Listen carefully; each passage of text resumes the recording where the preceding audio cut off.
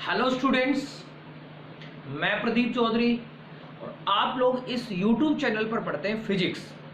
Students, ये कक्षाएं अभी साइंस गुरुकुल के द्वारा चलाई जा रही हैं और अगर आप मुझसे और साइंस गुरुकुल से जुड़ना चाहते हैं तो मेरे चैनल को सब्सक्राइब जरूर कर लें। हाँ, अब इस चैनल पर कक्षा 11 भी शुरू कर दी गई है, तो आपके कोई भी छोटे भाई बहन या पड़ोसी या कोई भी रिलेटिव हैं, उन्हें आप ये चैनल जरूर शेयर करें ताकि वो लोग भी इस चैनल को सब्सक्राइब करके इन वीडियोस का फायदा उठा सकें। अब देखिए स्टूडेंट्स, हम पढ़ रहे थे तीसरा चैप्टर विद्युत विभव, और इस चैप्टर में मैंने लास्ट वीडियो में टॉपिक पढ़ाया था गोलीय कोष के कारण विद्युत विभव। गोलीय कोष के कारण विद्युत विभव और चालक गोले के कारण विद्युत विभव एक ही तरीके से ज्ञात किया जाता है। ठीक है स्टूडेंट्स, आज का हमारा टॉपिक है अचालक गोले के कारण विद्युत विभव। यानी कि आज हम क्या करने वाले हैं स्टूडेंट्स, आज हम अचालक गोला लेंगे और उस अचालक गोले के कारण किसी बिंदु पर विद्युत विभव निकालेंगे, जिस प्रकार से हमने गोलीय कोष से निकाला है। ठीक है, तो देखिए ये मैंने ऊपर टॉपिक लिखा है, आवेशित अचालक गोले के कारण विद्युत विभव। स्टूडेंट्स, टॉपिक के अकॉर्डिंग हमें सबसे पहले क्या लेना चाहिए? हमें सबसे पहले लेना चाहिए अचालक गोला।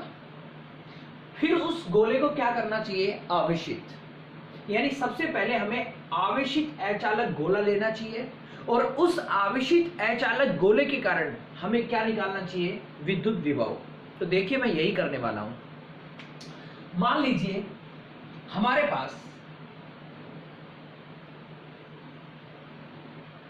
ये कैपिटल आर त्रिज्या का एक अचालक गोला है। माना कैपिटल आर त्रिज्या का एक अचालक गोला है। अब ये कैसा होना चाहिए? आवेशित। अब इस पर हम क्यों आवेश फैलाएंगे? स्टूडेंट ध्यान रखेंगे, अगर चालक गोला है तो उसकी सतह पर आवेश फैलाएंगे और अचालक गोला है तो उसके आयतन में, यानी उसके अंदर ऐसे।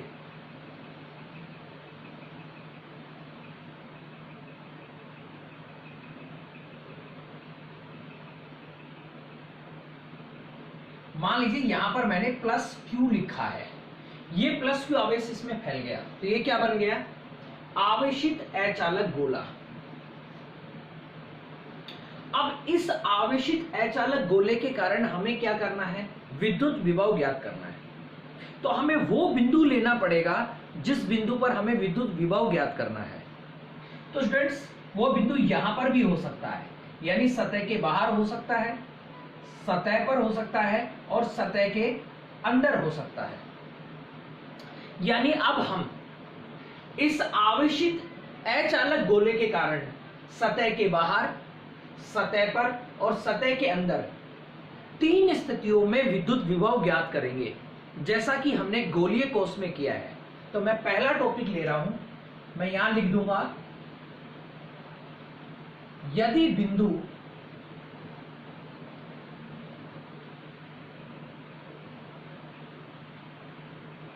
अचालक गोले की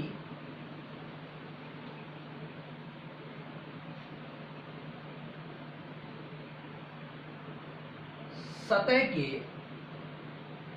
बाहर स्थित हो। पहले मैं कौन सा ले रहा हूं? जब बिंदु गोले की सतह के कहां हो? बाहर स्थित हो। अब ऐसी स्थिति में देखिए, मान लीजिए यहां पर कोई बिंदु है और वो इसकी सतह के बाहर स्थित है, तो यहां ओ बिंदु से इसकी कोई ना कोई डिस्टेंस जरूर होगी। मैं इसको स्मॉल आर मान लेता हूं, करेक्ट। इसके केंद्र O से स्मॉल r दूरी पर क्या है, कोई बिंदु P है, करेक्ट। अब ये हमारा टॉपिक बन गया, क्या बन गया, आवेशित अचालक गोले के कारण सतह के बाहर स्थित किसी बिंदु पर विद्युत विभव ज्ञात करना, करेक्ट। अब देखिए मैं फॉर्मूला ले लेता हूं, चूंकि आपको पता है विद्युत क्षेत्र से विद्युत विभव की परिभाषा से, देखिए स्टूडेंट्स, विद्युत क्षेत्र से विद्युत विभव की परिभाषा से, ये टॉपिक पीछे पढ़ाया जा चुका है। तो इसका फॉर्मूला क्या आएगा, V equal to minus integration. अब हम इंटीग्रेशन कहां से कहां करेंगे, अनंत से करेंगे r तक, क्योंकि r स्मॉल r दूरी पर ही क्या निर्भर करता है, P। क्योंकि हो सकता है आप यहां पर ले ले P बिंदु को, तो ये r स्मॉल r दूरी बढ़ जाएगी, हो सकता है आप यहां पर ले लें तो ये r दूरी घट जाएगी, यानी बिंदु P किस पे निर्भर कर रहा है, r पर। फिर क्या हुआ, E vector dot dr vector, ठीक है। आप dl भी ले सकते हैं और dr भी, क्योंकि यहां r ले रहे हैं तो dr ले लिया। अब स्टूडेंट्स एक बात बताइए, आवेशित अचालक गोले के कारण सतह के बाहर जब बिंदु पर विभव निकालेंगे तो इस फॉर्मूले के अकॉर्डिंग आपको क्या जरूरत पड़ रही है, तीव्रता की जरूरत पड़ रही है। कौन सी तीव्रता की जरूरत पड़ रही है, इस आवेशित अचालक गोले के कारण सतह के बाहर किसी बिंदु पर विद्युत क्षेत्र की तीव्रता, यानी बाहर सतह के बाहर अगर विभव निकालेंगे तो इसके कारण बाहर तीव्रता की जरूरत भी पड़ेगी। और ये टॉपिक हम सेकंड चैप्टर में पढ़ चुके हैं, वो वीडियो आप देख लें चैनल को सब्सक्राइब करके। देखिए तो मैं क्या लिखूंगा, अब E वेक्टर की जरूरत है तो E वेक्टर यहां रखेंगे, इसलिए इससे पहले निकालना पड़ेगा, ये मैंने समझाने के लिए पहले लिख दिया। देखिए चूंकि क्या है,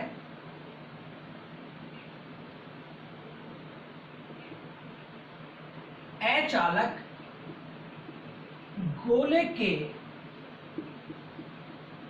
कारण सतह के बाहर विद्युत क्षेत्र की तीव्रता क्या आ जाएगी, E वेक्टर बराबर में 1/4 pi epsilon 0 small q upon small r square r cap. और ये हो गई समीकरण 1 हमारी, इसको हमें मान लेंगे समीकरण 2। अब आपको स्पष्ट पता चल रहा है कि इक्वेशन 2 के अंदर हम इक्वेशन 1 को पुट करेंगे, यानी समीकरण 2 में हम किसको रखेंगे, समीकरण 1 को रखेंगे। अब देखिए मैं यहां लिख देता हूं, अतः समीकरण 2 में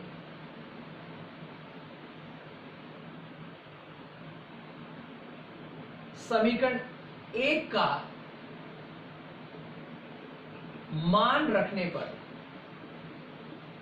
समीकरण 2 में समीकरण 1 का मान रखेंगे तो क्या आएगा, v बराबर में माइनस इंटीग्रेशन इनफाइनाइट से स्मॉल r तक, और E वेक्टर जो है वो ये रहा हमारे पास, क्या है 1/4 pi epsilon 0 1/4 pi epsilon 0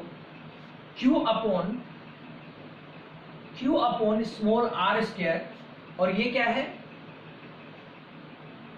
r cap. अब ये E वेक्टर का मान हो गया पूरा, ये क्या है आगे डॉट है हमारे पास, और ये dr वेक्टर, तो यहां मैं डॉट लिखूंगा और dr वेक्टर, करेक्ट। अब स्टूडेंट्स देखिए, चूंकि आपको पता है r कैप व dr वेक्टर एक समान दिशा में है,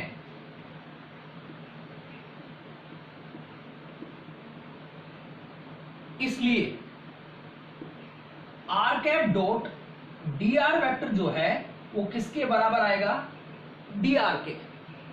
ये मैं पहले भी बता चुका हूं। अब हम इसकी जगह लिखेंगे डी आर।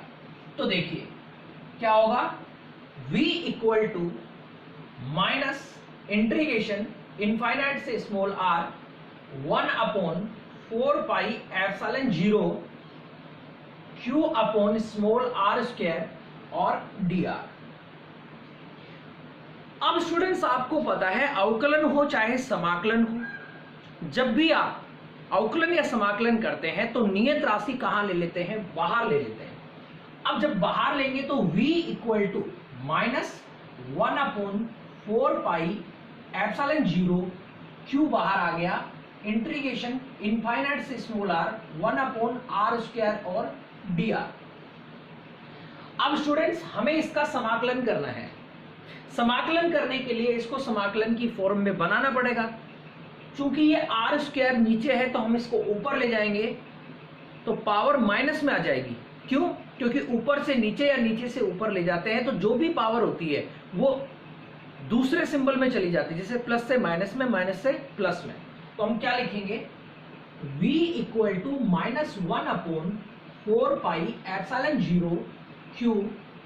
अब देखिए इंटीग्रेशन इनफाइनाइट से स्मॉल r की पावर माइनस 2 dr। अब कई बच्चे सोचते हैं यहां पर सर ने समाकलन कर दिया। नहीं, मैंने अभी समाकलन नहीं किया है, मैंने अभी इसको इसकी फॉर्म में बनाया है। अब देखो यहां पर हम क्या करेंगे, इसका अब समाकलन करेंगे।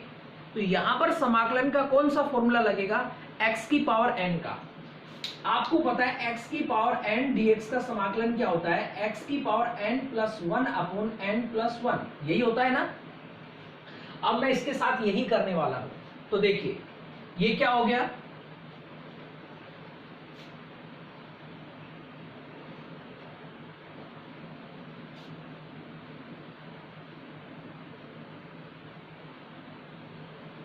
v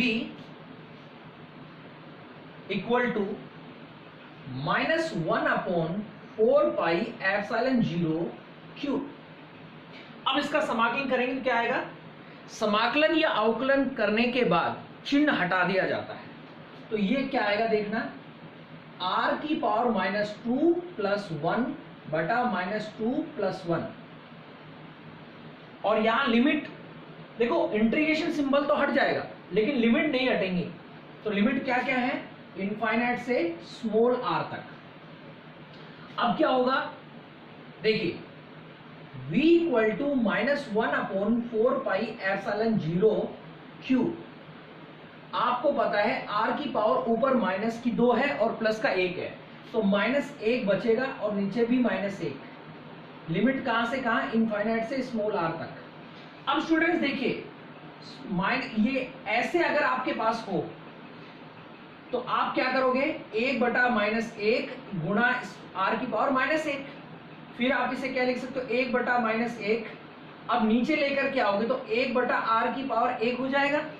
अब मल्टीप्लाई करोगे तो 1 को 1 से करोगे तो 1 और नीचे करोगे तो माइनस r।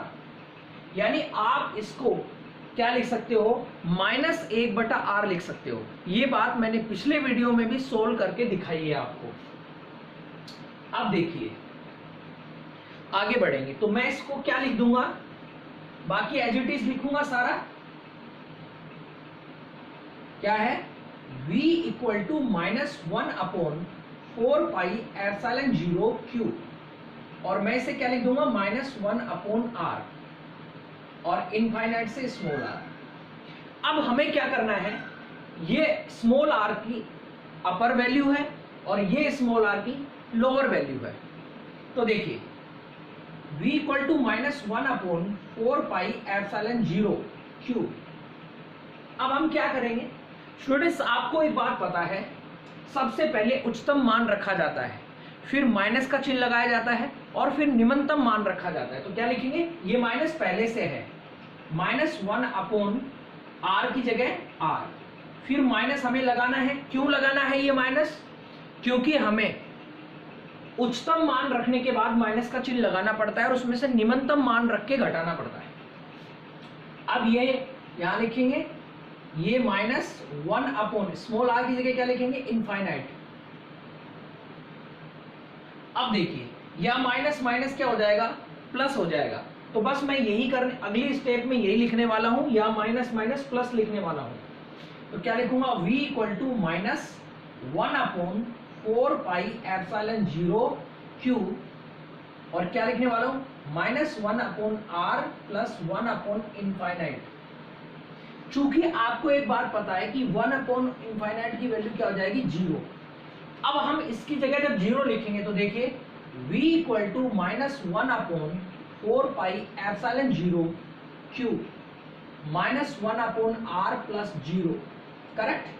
अब हम इस वैल्यू को इसके साथ मल्टीप्लाई करेंगे, फिर इसके साथ करेंगे, तो 0 के साथ मल्टीप्लाई करेंगे तो वो तो 0 ही हो जाएगा। तो हम इसके साथ करते हैं, तो v बराबर क्या हो जाएगा, माइनस माइनस प्लस 1 अपॉन 4πε0 और q बटा स्मॉल r। तो ये हमारे पास इस आवेशित अचालक गोले के कारण सतह के बाहर किसी बिंदु पर विद्युत विभव प्राप्त हो गया। ये हमारे पास क्या है, आवेशित अचालक गोले के कारण सतह के बाहर किसी बिंदु पर विद्युत विभव। स्टूडेंट्स आप गौर से देखिए, अगर आप इस पूरी डेरिवेशन को देखते हैं तो आपको एक बात पता चलती है कि हमने गोलीय कोष के कारण सतह के बाहर जब बिंदु पर विद्युत विभव ज्ञात किया था तो भी हमने बिल्कुल डिट्टो ऐसे कैसे किया था, एक पॉइंट का भी इधर उधर नहीं है, बस डायग्राम में थोड़ा डिफरेंस है। और वो क्या है, वहां पर हमने आवेश को इसकी सतह पर लिया था बस। तो आपको आसानी से ये है कि पिछली वीडियो अगर आपको याद हो जाए, पिछली टॉपिक में आपको कोई दिक्कत नहीं है तो यहां पर भी आपको कोई दिक्कत आएगी नहीं, ठीक है। अब देखिए स्टूडेंट्स, अभी ये बिंदु सतह के कहां था, बाहर था। मान लीजिए ये बिंदु कहां पर आ जाए, सतह पर आ जाए, यानी कि अब हम क्या करने वाले हैं, अब हम विद्युत विभव कहां पर ज्ञात करने वाले हैं, सतह पर। तो देखिए मैं यहां P पॉइंट मान लेता हूं। अब आपको एक चीज बहुत स्पष्ट पता चल गई होगी, यहां पर क्या होता है, जब बिंदु सतह पर आता है तो स्मॉल r किसके बराबर हो जाता है, कैपिटल R के बराबर हो जाता है, करेक्ट, यही है। अब देखिए, तो मैं दूसरे पॉइंट में इसको हटा देता हूं। आपको मैंने हर वीडियो में बताया है कि अगर आपको अच्छा समझना है तो मेरे साथ साथ रफ नोटबुक में नोट कर सकते हैं या प्रैक्टिस करके देख सकते हैं तो ज्यादा अच्छा रहेगा, या वीडियो को बार बार देख सकते हैं। अब मेरी मजबूरी है कि मुझे इसे बोर्ड से हटाना पड़ेगा अगले की टॉपिक को समझाने के लिए। तो देखिए,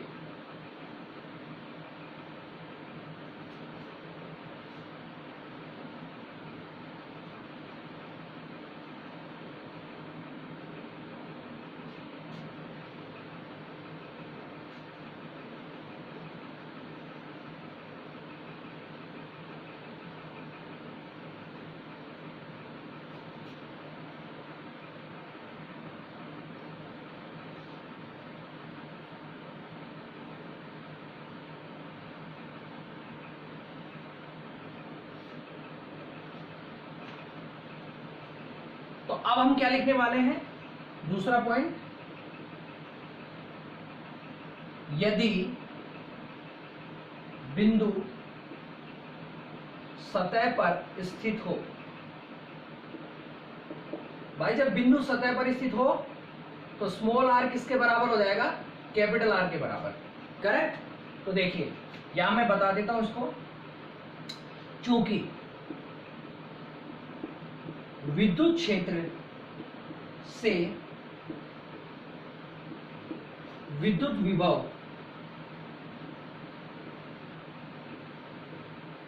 परिभाषा से, तो यहां पर v equal to minus integration infinite से क्या लिखेंगे, इनफाइनाइट से उसमें हमने लिखा था स्मॉल r तक, यहां सतह को रिप्रेजेंट करने के लिए कैपिटल R लिखेंगे और E वेक्टर डॉट आएगा dr वेक्टर, करेक्ट। अब स्टूडेंट्स एक बात देखिए, पिछले टॉपिक में और इस टॉपिक में क्या डिफरेंस है, यहां पर सिर्फ इतना डिफरेंस है, स्मॉल r की जगह कैपिटल R आ जाएगा। तो हम क्या लिखेंगे, चूंकि सतह के बाहर विभव सतह के बाहर विभव ये अभी निकाला है, v बराबर 1/4πε0 q बटा स्मॉल r। सतह के लिए, तो सतह के लिए हम क्या करेंगे, स्मॉल r बराबर कैपिटल R लिखेंगे, तो इसमें ये चेंज कर देंगे, तो v बराबर 1/4πε0 q अपॉन कैपिटल R। ये कहां पर है, सतह पर। तो ये आ गया हमारा दूसरा इसका पॉइंट,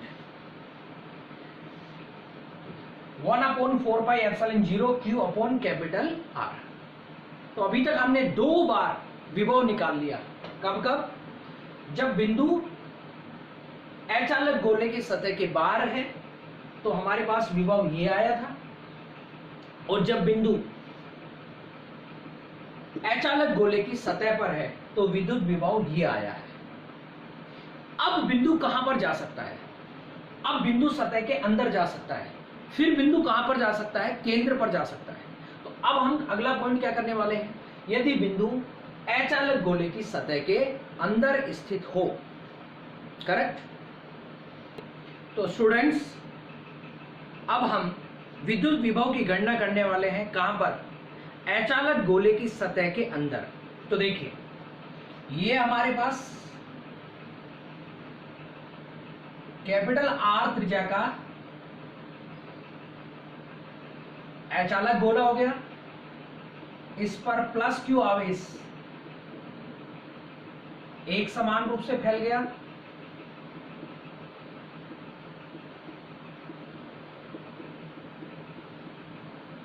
ठीक है। अब हमें P पॉइंट कहां पर लेना है, सतह के अंदर किसी बिंदु पर।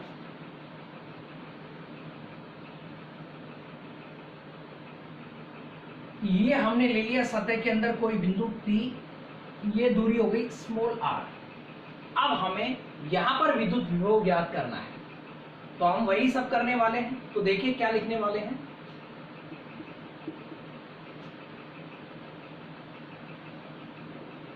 अतः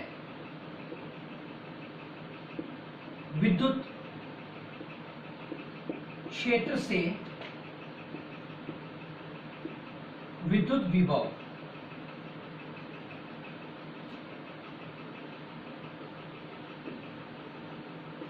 परिभाषा से क्या लिखेंगे, v equal to minus integration infinite से स्मॉल r, ठीक है, क्योंकि स्मॉल r है यहां पर, E vector dot dr vector, correct. अब स्टूडेंट्स एक बात देखिए,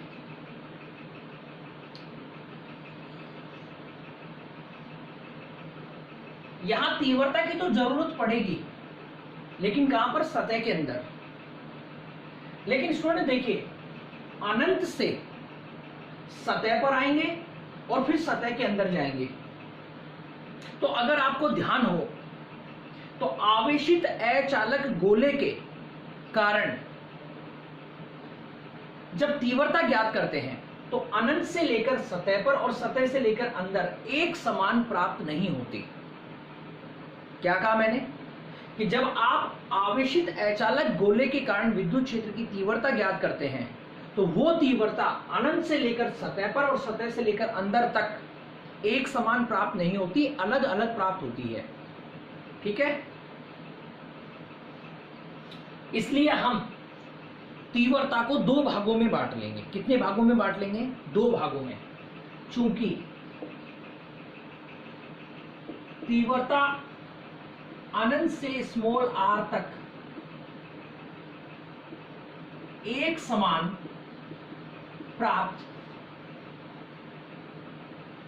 समान प्राप्त नहीं होती, इसलिए तीव्रता को 2 भागों में बांटने पर, 2 भाग कौन कौन से हैं जिनमें हम बांट लेंगे, पहला भाग अनंत से कैपिटल R तक और दूसरा भाग कैपिटल R से स्मॉल आर तक। एक तो हम कहां से लेंगे, अनंत से कैपिटल आर तक यानी सतह तक, और फिर सतह से अंदर तक। अब देखो, तो हम इसको दो फॉर्म लिखेंगे। क्या लिखेंगे, v equal to minus integration infinite से कहां तक लेंगे, r तक, कैपिटल R तक, और e vector dot dr vector. फिर हम इसे ऐड करेंगे, फिर माइनस इंटीग्रेशन अब कहां से लेंगे, फिर सतह से अंदर तक। देखो, अनंत से कैपिटल R तक, अनंत से कैपिटल R तक, और फिर कैपिटल R से स्मॉल r तक, और फिर लिखेंगे e vector dot dr vector. तो हम क्या करेंगे, v बराबर माइनस इंटीग्रेशन इनफाइनाइट से capital R e vector dot dr vector plus minus minus integration capital R से स्मॉल r और e vector dot dr vector. अब देखिए स्टूडेंट्स, अगर आप ध्यान करें तो ये चीज है, इतना जो पार्ट है वो अभी हमने सोल्व किया है। इसी टॉपिक के सेकंड पार्ट में जब हमने सतह पर किया था, तो मैं लिख देता हूं, चूंकि माइनस इंटीग्रेशन इनफाइनाइट से capital R e vector dot dr vector का मान हम ज्ञात कर चुके हैं सेकंड में पार्ट में, इसी में 1/4 pi epsilon 0 q upon capital R। यानी इसको हम सोल्व नहीं करेंगे, इसका डायरेक्ट पूरा का पूरा सोल्व किया हुआ मान है हमारे पास, वो रख देंगे। अब स्टूडेंट्स, अगर इस चैप्टर की लास्ट वीडियो आपने देखी हो, जिसमें हमने ज्ञात किया था अचालक गोले के कारण, जिसमें हमने ज्ञात किया था गोलीय कोष के कारण विद्युत विभव, और उसके तीसरे पार्ट में मैंने यहां तीव्रता 0 रखी थी। क्यों? क्योंकि गोलीय कोष के अंदर तीव्रता 0 होती है, लेकिन यहां पर हम 0 नहीं रख सकते। क्यों? क्योंकि ये जो तीव्रता है वो अचालक गोले के कारण है, और अचालक गोले के कारण विद्युत क्षेत्र की तीव्रता सतह के अंदर 0 नहीं होती। तो देखो, मैं लिख देता हूं, चूंकि आवेशित अचालक गोले के कारण सतह के अंदर तीव्रता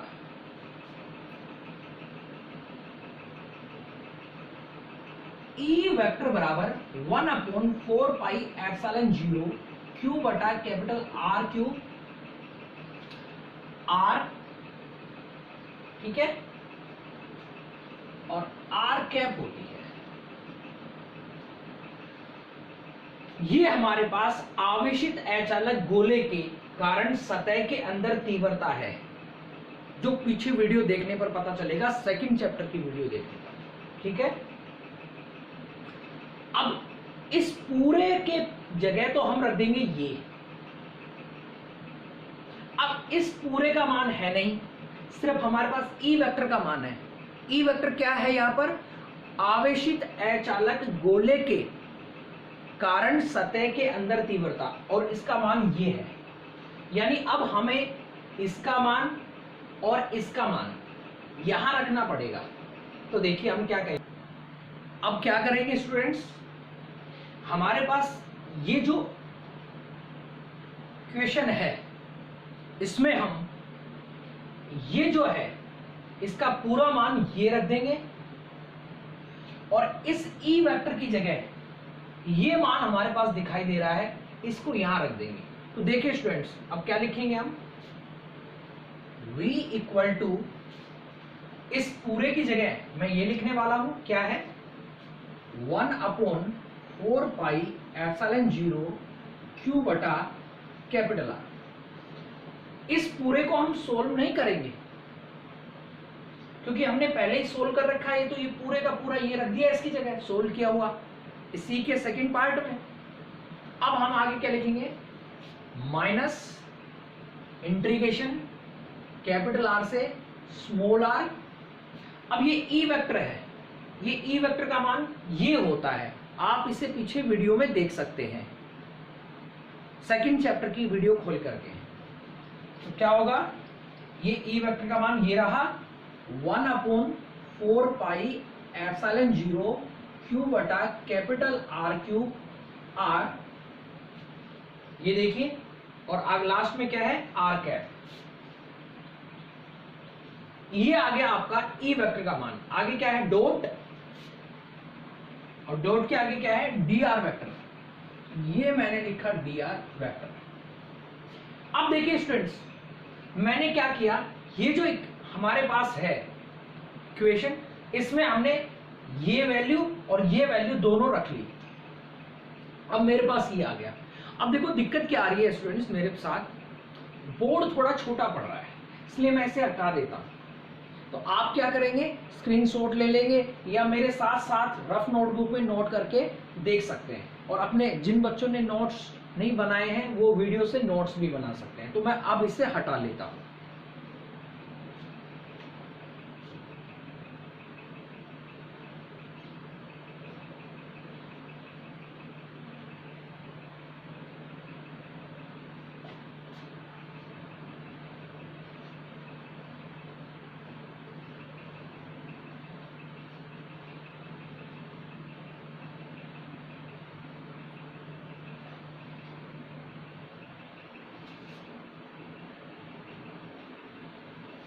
अब देखिए स्टूडेंट्स, v इक्वल टू क्या है, 1/4 पाई एप्सिलॉन 0 क्यू बटा कैपिटल आर माइनस इंटीग्रेशन कहां से कहां तक है, कैपिटल आर से स्मॉल आर। हम क्या लिखेंगे, 1/4 पाई एप्सिलॉन 0 ये लिखा हुआ है, और क्यू बटा कैपिटल आर क्यूब और स्मॉल आर। अब स्टूडेंट्स आपको ये पता है कि R cap dot D R vector का मान क्या होता है, डी आर होता है, मैं काफी बार बता चुका हूं। तो लास्ट में ये हमारे पास जो है, इसकी जगह मैं क्या लिखूंगा, डी आर। अब स्टूडेंट्स क्या करेंगे, v इक्वल टू, मैं एज इट इज लिख दूंगा इसे 1/4 पाई एप्सिलॉन 0 क्यू बटा आर माइनस, अवकलन या समाकलन करते समय आपको पता है नियत राशि कहां ले ली जाती है, बाहर। तो मैं नियत राशि बाहर ले लूंगा, क्या क्या, 1/4 पाई एप्सिलॉन 0 और क्यू बटा कैपिटल आर क्यूब मैंने बाहर ले लिया। इंटीग्रेशन कैपिटल आर से स्मॉल आर, अंदर क्या रह गया, स्मॉल आर और डी आर। अब देखिए स्टूडेंट्स, आगे हम क्या करेंगे, मैं इसको एज इट इज उतार लूंगा। तो क्या लिखूंगा, 1/4 पाई एप्सिलॉन 0 क्यू बटा आर, एज इट इज लिखा, माइनस 1/4 पाई एप्सिलॉन 0 और क्यू बटा capital R cube, as it is हो गया। अब स्टूडेंट्स हम इसका क्या करेंगे, हम इसका करेंगे समाकलन। कौन सा फॉर्मूला लगा करके, x की पावर n फॉर्मूला लगा करके। x की पावर n फॉर्मूला में आपको पता है जिसकी कोई पावर नहीं उसकी कितनी पावर होती है, 1। तो हम क्या लिखने वाले हैं यहां पर, और साथ ही साथ आपको पता है अवकलन या समाकलन करने के बाद चिन्ह हट जाते हैं लेकिन लिमिट्स नहीं हटती।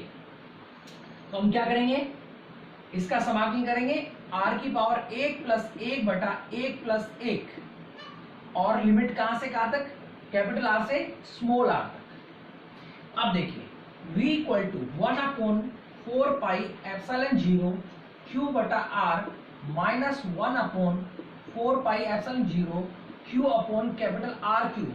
मैंने ये एज इट इज लिखा है, और यहां पर क्या आ गया, r की पावर 2 बटा 2 और लिमिट कैपिटल आर से स्मॉल आर तक।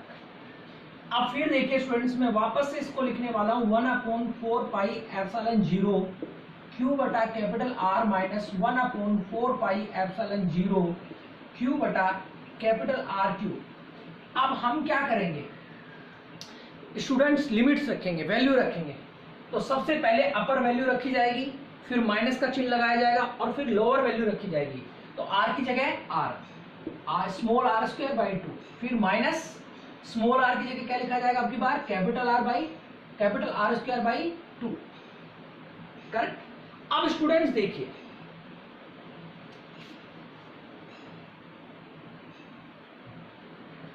क्या करना चाहिए हमें, इसको मुझे एज इट इज लिख देना चाहिए v इक्वल टू 1/4πε0 q बटा r। लेकिन अब ये जो वैल्यू है इसको हमें एक बार इसके साथ मल्टीप्लाई करना चाहिए और एक बार इसके साथ मल्टीप्लाई करना चाहिए, तो मैं यही करने वाला हूं। इसको इसके साथ मल्टीप्लाई करेंगे तो देखो क्या लिखेंगे, -1/4πε0 q बटा capital R cube, as it is लिख दिया। और फिर मैंने इसको लिख रहा हूं स्मॉल r²/2। अब ये जो हमारे पास है इसको हम इसके साथ मल्टीप्लाई करेंगे तो दोनों ही माइनस के है, तो माइनस माइनस क्या हो जाएगा, प्लस हो जाएगा। तो हम लिखेंगे प्लस, फिर पूरा इसको लिखेंगे, क्या है ये 1/4πε0 q by capital R cube dot यहां पर कैपिटल R²/2। करेक्ट। अब देखिए स्टूडेंट्स, आप पूरे इस इक्वेशन को देखेंगे तो आपको यहां पर पता लगेगा कि R² जो है यहां से R क्यूब को काटेगा, सिर्फ यहां पर क्या बचेगा, R बचेगा। अब मैं इसको पूरे को दोबारा से लिख देता हूं। देखिए क्या है, v इक्वल टू 1/4πε0 q बटा capital R minus 1/4πε0 q upon capital R cube dot R²/2 plus बताइए 1/4πε0 और q अपॉन नीचे बताइए 2r। यही बचा, बस मैंने यहां इसको काटा है और कुछ भी नहीं किया। अब स्टूडेंट्स आपके पास एक इक्वेशन आ गई, गौर से देखिए इसमें कुछ कॉमन आ रहा है। तो यहां पर कॉमन क्या आ रहा है, v equal to 1/4πε0 q common आ रहा है। ठीक है, हम यही कॉमन ले रहे हैं। आप कहेंगे सर r भी तो कॉमन आ रहा है, लेकिन हम इसमें यही कॉमन ले लेते हैं। देखिए क्यों, यहां पर अंदर देखते हैं क्या क्या बचता है। यहां बचा हमारे पास 1/r माइनस यहां पर क्या बच रहा है हमारे पास, देखिए R²/2r³ बच गया, प्लस यहां पर क्या बचा 1/2r बच गया। ठीक, तो अब हम क्या करेंगे, v इक्वल टू 1/4πε0 q, यहां हम लघुत्तम ले लेंगे, तो हम लघुत्तम लेंगे 2r³ हो गया।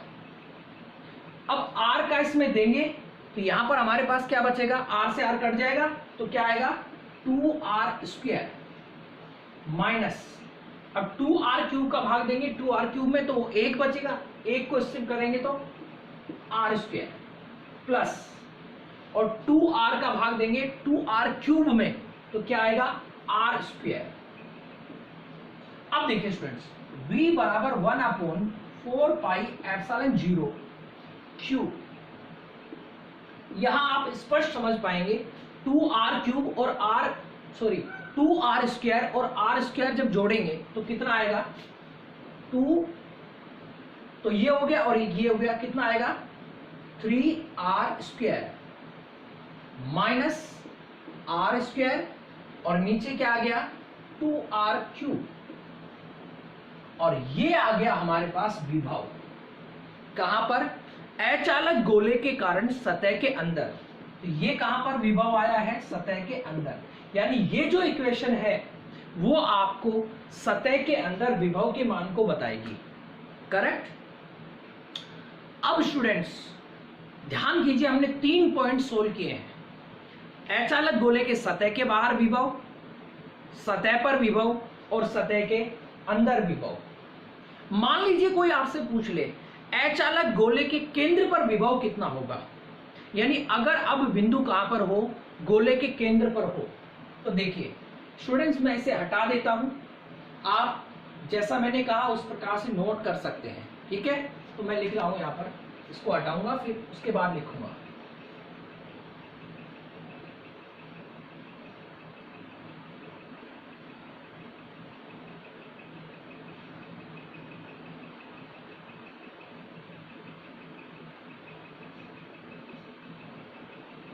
देखिए मैं लिखता हूं,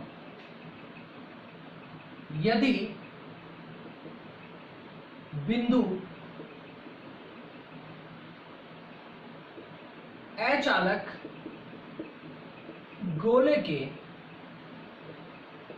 केंद्र पर स्थित हो।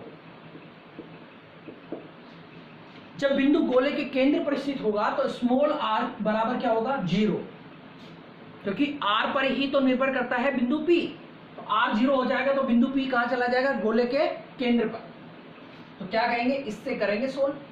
अतः देखिए v इक्वल टू, अब कहां पर आ जाएगा ये, केंद्र पर, 1/4πε0 क्यूब 3r², और यहां पर क्या हो जाएगा, स्मॉल r की जगह क्या रखना पड़ेगा, 0, बटा क्या आ गया, 2r³। अब स्पष्ट देखिए r² से यहां कटेगा तो r बचेगा, क्योंकि ये तो 0 हट ही गया। तो क्या हो गया, केंद्र, विभव कहां पर, केंद्र पर। तो क्या आया बताइए, 3/2 में आगे लिख देता हूं, 3/2 1/4 πε0 और Q बटा कितना आ गया, R। अब स्टूडेंट से एक बात आपको पता है, ये जो सूत्र है वो किसका है, चूंकि कहां पर विभव, सतह पर, सतह पर विभव होता है 1/4πε0 Q बटा R। इसी टॉपिक में सेकंड पार्ट में हमने यही सोल्व किया था। तो हम क्या लिख सकते हैं, V केंद्र बराबर 3/2, और इसकी जगह क्या लिख सकते हैं, V कहां पर, सतह पर। ठीक है, तो इसका मतलब केंद्र पर जो विभव है, 3 में 2 का भाग देंगे तो 1.5 सतह, समझ रहे हो, यानी केंद्र पर जो विभव आएगा वो सतह पर विभव का 1.5 गुना होगा। सतह, केंद्र पर जो विभव आएगा वो अचालक गोले के सतह पर विभव का 1.5 गुना होगा। इसे आप लिख सकते हैं, मैं लिख देता हूं।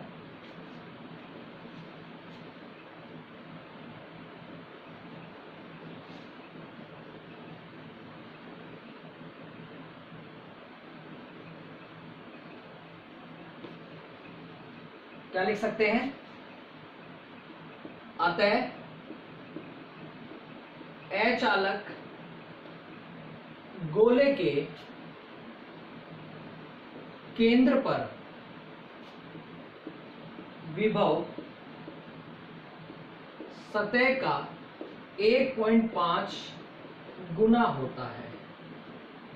ठीक है स्टूडेंट्स, तो ये आपके पास 4 पॉइंट सोल्व हो गए, सतह के बाहर विभव, सतह पर विभव, सतह के अंदर विभव और केंद्र पर विभव, 4 हो गए। स्टूडेंट्स आपको हो सकता है जो मैंने ऊपर लिखा वो इस प्रकार से प्रश्न दिया जाए टॉपिक के हिसाब से और 4 पॉइंट बना दिए जाएं, हो सकता है टुकड़ों में पूछा जाए, बाकी 99.99% चारों हिस्से पूछे जाते हैं इसके। 4 मार्क्स में आता है ये, अगर बोर्ड में आता है तो। और इसके साथ साथ लास्ट में ग्राफ भी पूछा जाता है, आपसे कहा जाएगा अचालक गोले के कारण विभव का दूरी पर निर्भरता बताइए। तो ग्राफ कैसे बनाएंगे आप, ये ले लिया मैंने, ये विभव हो गया, ये आपकी दूरी हो गई, तो ये हम लिखेंगे स्मॉल r बराबर कैपिटल R यानी सतह, ये लिखेंगे हम अंदर और ये लिखेंगे बाहर, और इसमें जो ग्राफ बनता है वो इस प्रकार से बनाएंगे। ये क्या है, सतह, यहां पर अंदर, और यहां पर हो जाएगा केंद्र, क्या हो जाएगा, V केंद्र, केंद्र पर क्या आएगा 1.5 गुना सतह, सतह का कितना होता है 1/4πε0 Q बटा कैपिटल R। ठीक, और बाहर क्या होता है, दूरी के व्युत्क्रमानुपाती। तो ये आपका बन गया ग्राफ, किस किस के बीच में, दूरी और विभव के बीच में, यानी विभव की, विद्युत विभव की दूरी के साथ निर्भरता। तो ये हमने सोल्व किया। स्टूडेंट्स टॉपिक इजी है, हाँ लंबा जरूर है। आप इस वीडियो को देखते समय रफ नोटबुक में सोल्व करते रहिए मेरे साथ, तो आसान लगेगा आपको। अब हम मिलते हैं अगले टॉपिक में अगली वीडियो के साथ। तब तक के लिए आप इस टॉपिक की प्रैक्टिस कीजिए, बार बार वीडियो को देखिए। धन्यवाद।